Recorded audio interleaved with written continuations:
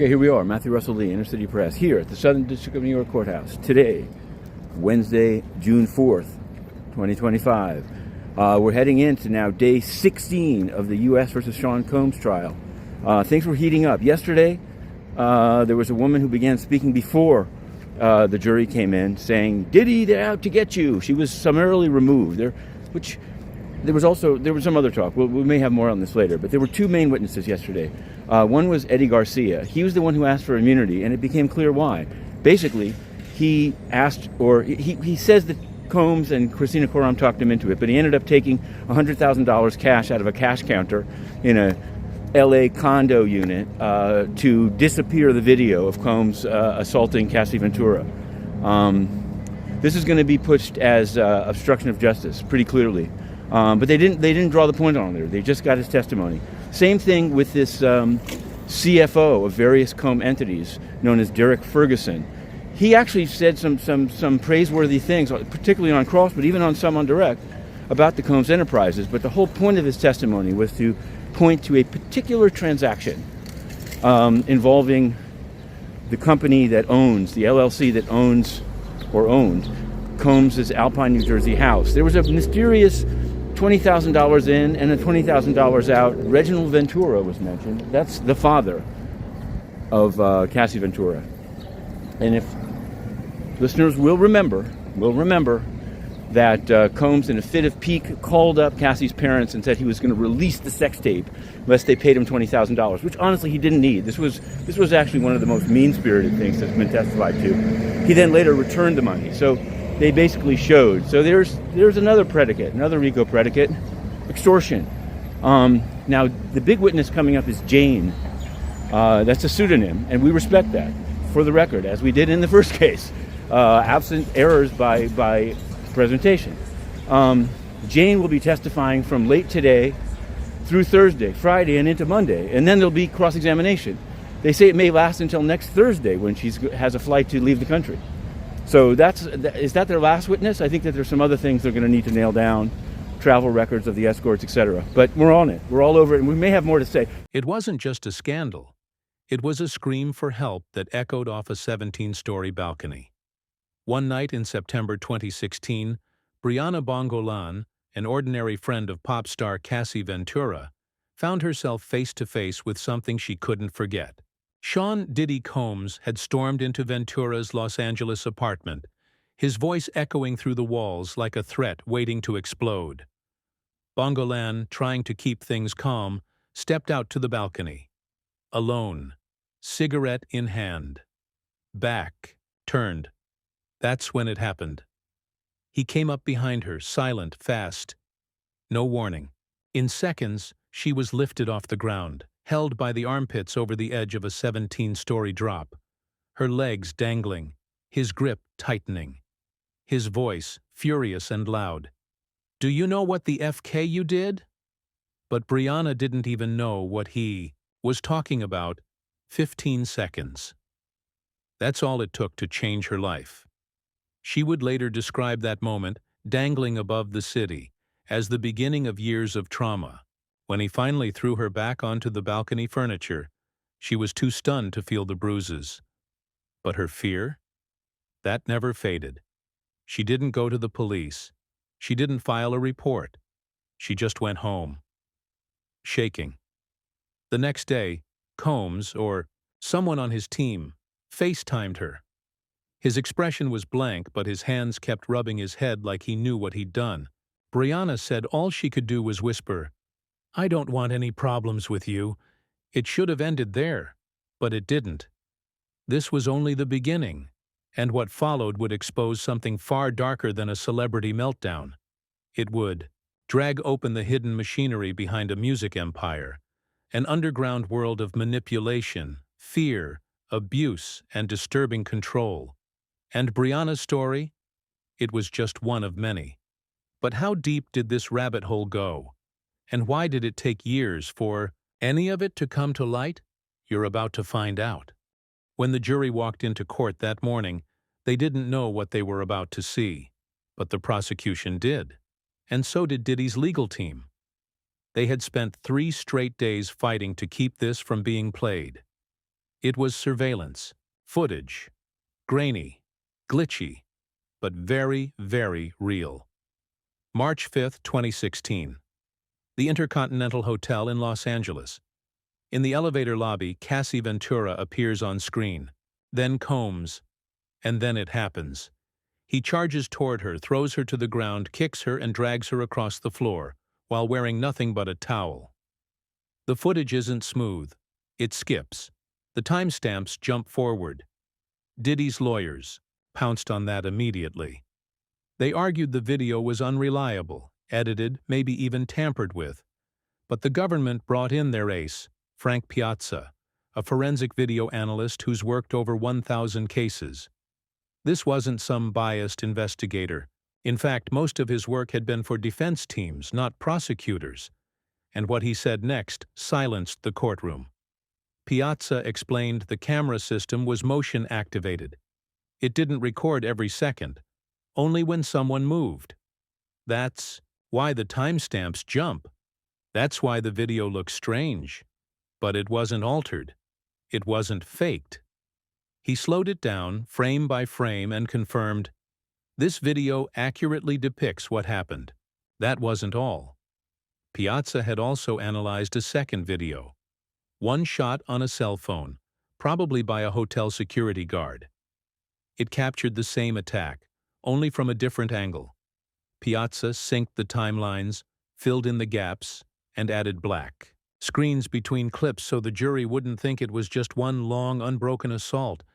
It was devastating. And the final blow? Diddy had already apologized.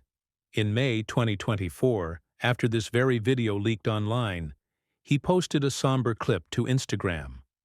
In it, he admitted what happened, calling it a dark moment and saying, "I was fucked up. I hit rock bottom." So the question hanging in the air wasn't whether it happened. It was how far this pattern went, and who else had lived it. That answer was coming. And the next witness was about to take the courtroom into even darker territory. Because what came after the hotel video was something no one expected. If the hotel video showed what happened, Cassie Ventura's testimony explained why it kept happening. When she took the stand, the courtroom leaned in. People expected drama. They got something worse, a slow, unraveling confession of what she says it really meant to be in Diddy's world. Cassie told the jury that behind the luxury homes, the private jets, and the red carpets, she lived like a prisoner. One controlled through fear, surveillance, and drugs. It wasn't just physical violence, she said. It was mental warfare. She described how Diddy tracked her every move, sometimes texting her a list of all the places she had visited that day, even though she never told him where she was going. She didn't need to. He already knew. She recalled being followed by his bodyguards, having her phones checked, being woken in the middle of the night to answer accusations she didn't understand. She said she learned to lie just to get sleep. And then came the most disturbing part. The freak-offs. According to Cassie, these weren't consensual sexual adventures. They were staged, drug-fueled events where she was coerced into performing sex acts with strangers, often men hand-picked by Diddy. He would allegedly orchestrate the entire setup, sometimes recording the sessions, other times just watching. He called it their lifestyle. Cassie called it something else. Trauma. She said it started with small suggestions, things he said would spice things up. But eventually it became routine. She described being handed pink pills from bottles, with fake names, being told to loosen up, and being too afraid to say no. When it was over, she said she'd lie still for hours, feeling empty. On some days, she'd need IV drips just to recover. Cassie admitted she sent affectionate messages to Combs during this time. Messages where she said things like, "I'm always ready to freak off," or, "I love it when we both want it." The defense jumped on that, saying she was a willing participant. But Cassie stood firm. "Those were just words. I was trying to survive." She said the texts were the only way to keep the peace, to avoid another explosion, to convince herself it wasn't as bad as it felt, and the deeper she went, the more disturbing the details became. She told the court about a moment where Combs allegedly peed in her mouth during one of these encounters. She told them about bleeding after prolonged sessions. And she told them about the drugs, not just her own use, but how they were supplied and normalized by Combs himself. Ketamine, cocaine, GHB. It was all part of the experience, she said. By the time she stepped down from the stand, Cassie had laid bare 10 years of silence, all in a courtroom packed with strangers. But the most chilling thing? She wasn't alone. Another woman, one with no romantic connection to Diddy, was about to tell a story that sounded eerily familiar, and that's when the pattern became undeniable. Cassie's story shook the courtroom. But then came Mia. She wasn't a celebrity, not a model, not a girlfriend, just an assistant, a quiet presence in the background of Diddy's empire. And yet, when she stepped onto the stand, her voice hit like a second earthquake. She told the jury that she had once idolized Combs. He was powerful, untouchable, a force of nature in the music industry. Working for him felt like being chosen. But it didn't take long for that dream to rot, Mia said. Diddy subjected her to years of manipulation, slowly pulling her deeper into a world she couldn't escape. She described how the abuse wasn't just physical, it was psychological warfare. She said he blurred the lines between employee and object, constantly invading her boundaries, testing her loyalty, and using sex as a weapon. And like Cassie, Mia stayed silent. Even years later, she still sent him affectionate messages, texts full of love and praise. The defense used those messages as proof she wasn't traumatized. But when Mia spoke, she didn't flinch. I was still under his grip, she told the jury. I was brainwashed. She explained that trauma doesn't end when the abuse stops. It distorts time. It rewires trust. It makes you say and do things you can't explain. Because in your head, you're still surviving. And then she said the one thing that made the courtroom stop breathing. I wanted to die with this secret. She wasn't suing him. She wasn't chasing money. She just wanted her truth heard. And the truth, according to Mia, was that Combs had controlled every inch of her life, the same way he had done to Cassie, and the same way he allegedly did to others, too. That's when the prosecution made their move. This wasn't about isolated incidents anymore. It was about a pattern of surveillance, of power imbalance, of forced silence. The prosecutors began connecting the dots.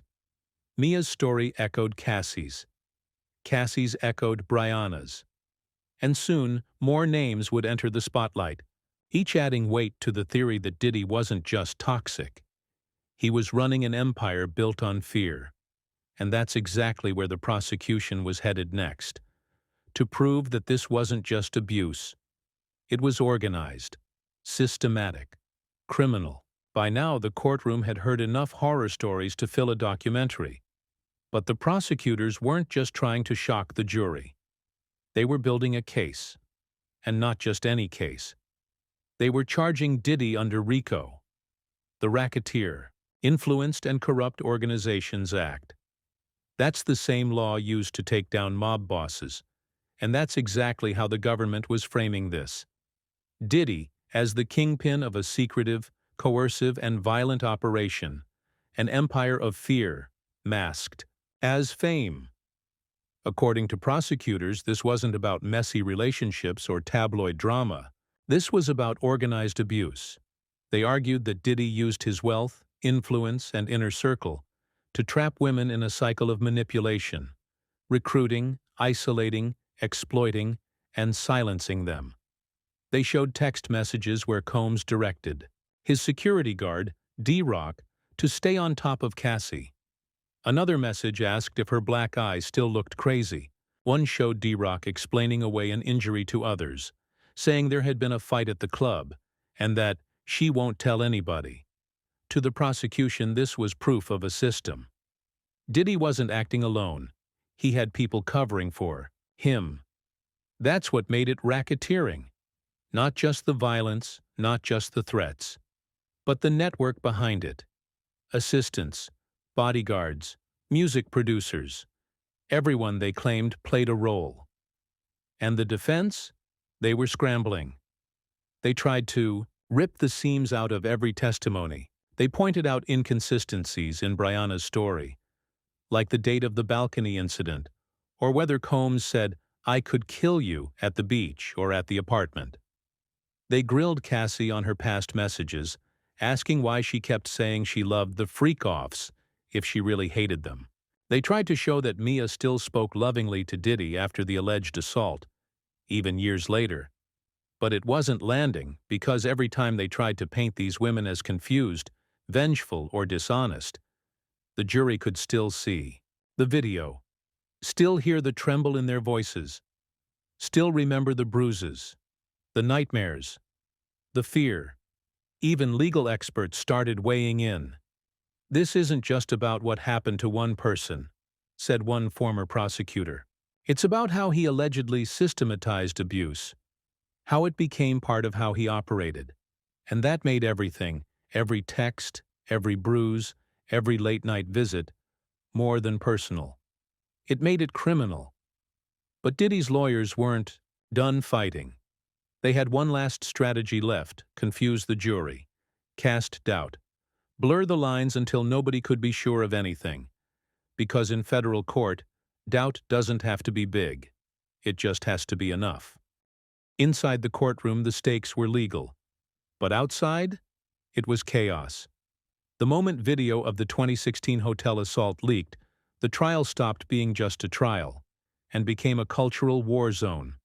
Social media lit up like a wildfire. Everyone had a take. Everyone had a theory. Everyone had someone to blame. And Diddy? He was no longer just a music mogul. He was a symbol of power, of abuse, of a system people had been whispering about for years. Online, rumors took on a life of their own. Some users speculated that Combs wasn't acting alone, that his network of enablers might reach into other celebrity circles. A few even dragged Jay-Z, Beyoncé, and other hip-hop elites into the conversation, claiming they had stayed silent for too long. There was no evidence, just viral posts and conspiracy threads. But they caught fire. Others posted old interviews, clips of Diddy acting strangely, sound bites from reality shows. TikTokers dissected every frame, every facial expression. Some even claimed a psychic had predicted this months earlier. One video, showing people wearing "Free Diddy" t-shirts outside the courthouse, went viral for all the wrong reasons. A user claimed they were being paid to show up. $20 an hour. Cash, no proof, just grainy footage. But in the court of public opinion, receipts don't always matter. And then came the censorship whispers. Some creators claimed their videos about the trial were being taken down. That saying certain names, or even referencing freak-offs, triggered takedowns or demonetization. YouTubers moved their content to Patreon. Reddit threads filled with speculation about industry cover-ups. People started asking, what are they trying to hide? All of it fed into the defense's quiet hope that if they couldn't win the jury in court, maybe they could win it in confusion, in exhaustion, in noise. Legal analysts warned about juror fatigue. The same videos played over and over, the same witness stories, the same objections. Defense lawyers leaned into that, trying to make every moment feel like déjà vu, hoping the jury would tune out. Because in federal court, all it takes is one juror to hold out, one person to say, "I'm not sure anymore," and Diddy walks free. But there was one problem with that plan. Every story, from Cassie to Brianna to Mia, kept repeating the same haunting pattern: control, fear, silence. And each time a new witness spoke, the picture sharpened. This wasn't just one bad night or one bad relationship. This, the prosecution argued, was a system built to keep people broken. And now, finally, people were listening. At this point, the courtroom wasn't just a place for arguments, it was a mirror, reflecting everything we've ignored about power, silence, and survival. One by one, the witnesses painted a mosaic of Diddy's world, and every new piece made the image harder to look away from. Cassie, the woman he built a brand around, described a decade of forced performances and secret pain. Brianna, who wasn't even romantically involved, described fear so intense she still screams in her sleep.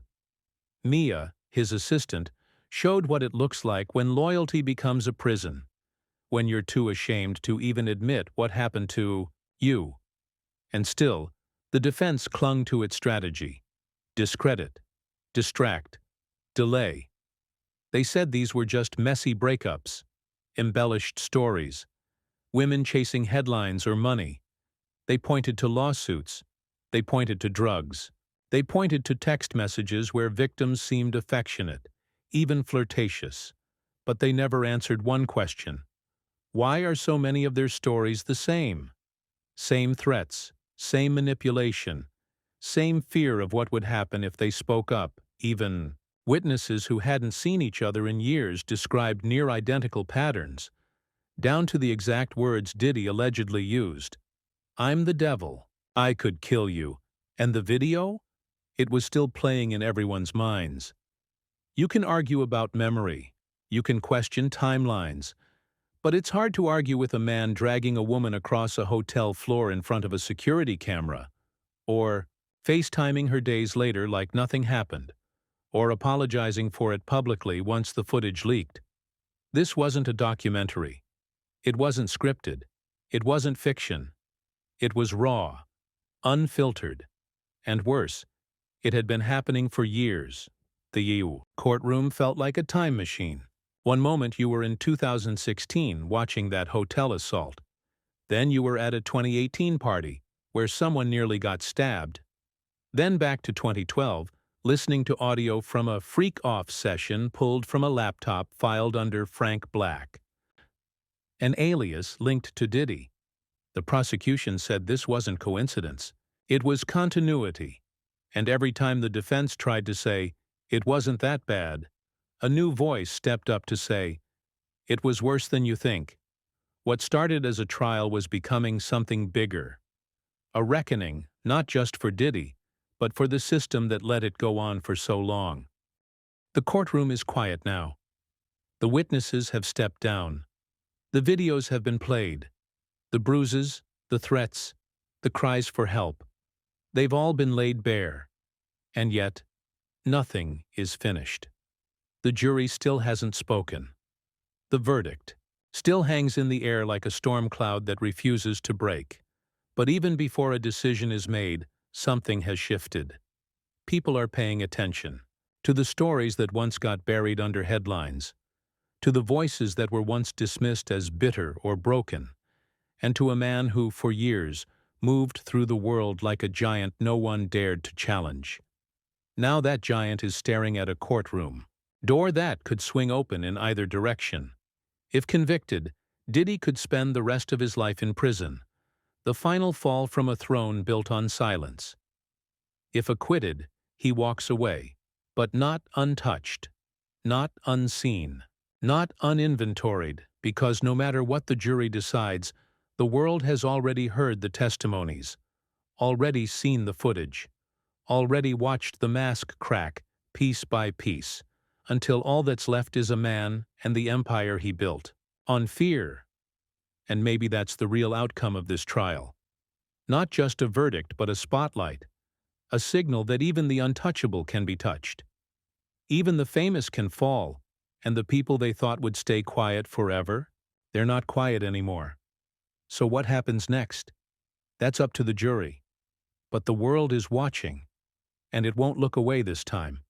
If this story hit you, drop your thoughts in the comments. Do you believe Diddy's empire was a cover for something darker? Or is this trial just another celebrity takedown? Make sure you're subscribed for part 2, because new names are surfacing, And this isn't over yet.